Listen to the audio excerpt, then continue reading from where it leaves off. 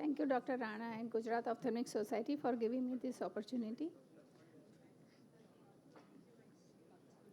The trabeculectomy is still the most effective filtering surgery, even though more and more surgical options like MIGS is coming up. Long-term data has shown that the efficiency of the trabeculectomy is persisted even after 15 years in 67% of the patients. The follow-up care of these patients, the ophthalmologists focus mainly on the Bleb as the functional part of the trabeculectomy. Various classifications are available which describes the clinical morphological features of the Bleb and which can assist physician to take the decision. But the clinical evaluation of this patient can be challenging at times. This graph is showing you that in initial first 2 to 3 months, there is a chance of failure, and eventually after 6 months, it becomes stabilized. So whatever is the failure, it happens in the early phase. The Moorfield classification gives you the Bleb morphology, which is an important indicator of the Bleb function. It calculates the area of the Bleb, height of the Bleb, and vascularity of the Bleb. Indiana Bleb morphological classification also includes the Seidel sign. There is a leaky Bleb or no leak. And May's Bleb appearance grading system also include the transparency of the Bleb structure. So imaging the trabeculectomy Bleb using the intersegment OCT is a promising tool to image this Bleb, and it was able to demonstrate the features of the Bleb morphology which are not visible with the slit lamp. So the assessment of filtering Bleb function with AIOS2025 is a useful tool to evaluate the filtering Bleb functions. This is a classic example of the cut section of the AIOS2025 generated Bleb area. You can see here the subconjunctival fluid space. There is a suprascleral fluid space, a root beneath the Bleb, sclerostomy opening, iridectomy, and Bleb wall. Ideal Bleb should have a vascularity similar to the surrounding conjunctiva. It should have a numerous microcyst, diffuse Bleb, and moderated elevation of the Bleb. And these on the slit lamp examination is shown here, but AIOS2025 gives better evaluation of all these features. Similar looking Blebs can have a different internal morphology as shown here. This Bleb is showing you the spongy look, while this has a large anoic space with a thin layer here, and this is a diffuse thick wall Bleb with a large cavity. At times, the clinical appearance could be deceptive.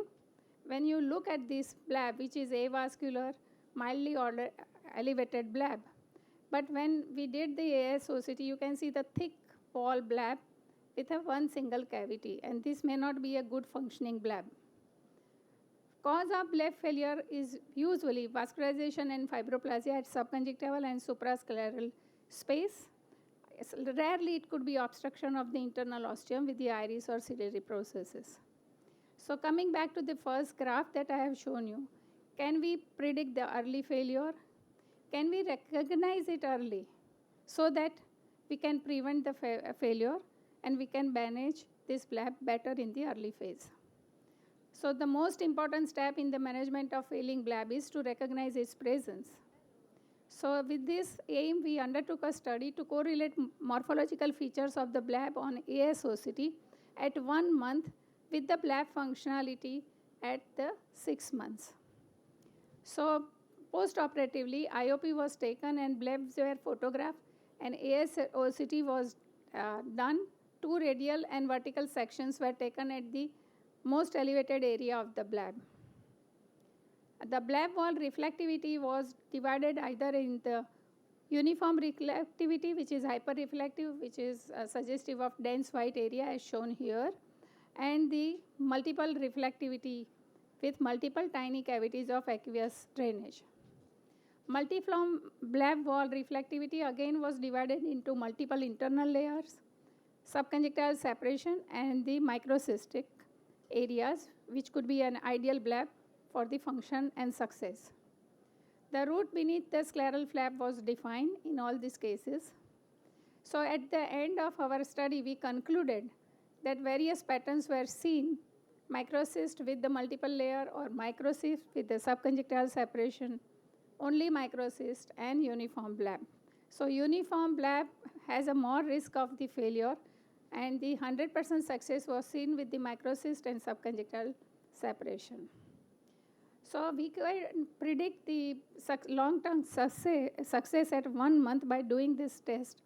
Bleb wall with the multiple reflectivity shows increased chance of success, and bleb pattern with the multiple internal layers and microcyst is ideal for the success of functioning filtering bleb at 6 months.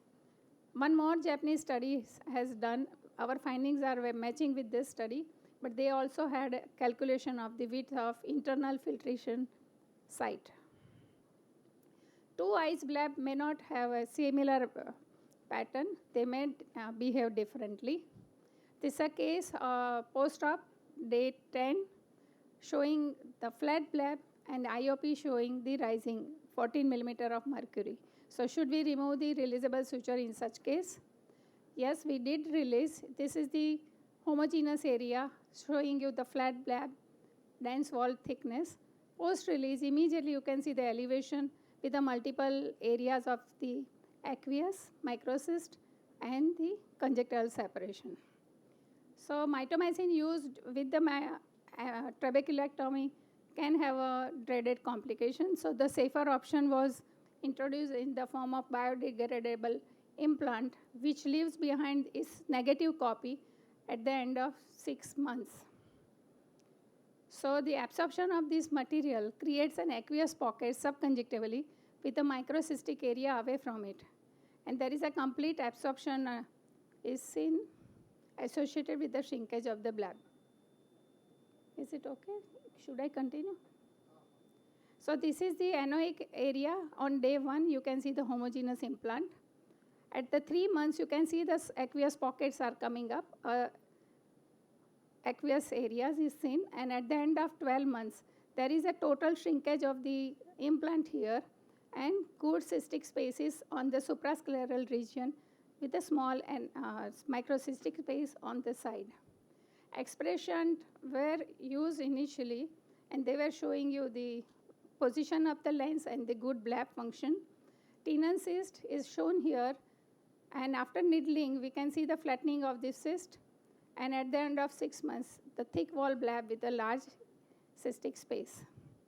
You can also use this technology to look at the positioning of the tube that has been implanted here, no touch to the cornea, and good pathway.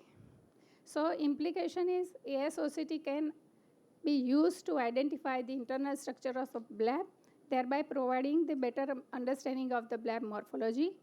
It can predict the success at very early space, post-operative period, and there is a scope of early intervention in the form of enhancement of the steroid or needling, use of 5FU or MMC, and you can release the suture in time. So limitation of this technology is vascularity of the bleb, and leaking cannot be judged with this technology and difficult in the children. So it is a useful modality for evaluating the natural history of the implants that you have used, or it can predict the long-term success. Thank you.